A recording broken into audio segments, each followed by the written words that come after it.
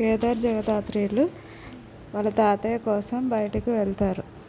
అప్పటికే అక్కడ కాచుకొని ఉన్న అవినాష్ వాళ్ళు బయటికి వెళ్ళగానే ఆ ఇంట్లోకి చొరబడతాడు. తన మనుషులతో నలుగురిని తీసుకుని ఆ ఇంట్లోకి వెళ్తాడు. ఆ తర్వాత ఆ ఇంట్లో వాళ్ళని బెదిరిస్తూ ఉంటాడు. దొరికిన వాళ్ళని దొరికినట్టుగా కొడుతూ ఉంటాడు. ఇదంతా చూసి కౌశికి అతన్ని బెదిరించడానికి ట్రై చేస్తుంది. కౌశికి చెయ్యి పట్టుకొని నీ చెయ్యి ఎంత మెత్తగా ఉంది అంటూ తనని టీజ్ చేస్తూ ఉంటాడు.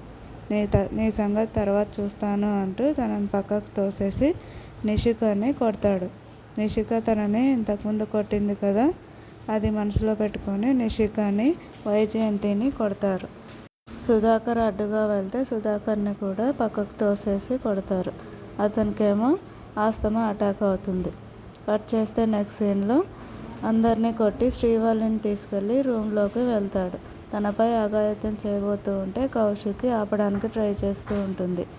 వీళ్ళందరి నుంచి తప్పించుకుని కీర్తి ఫోన్ తీసుకుని జగదాత్రికి ఫోన్ చేస్తుంది.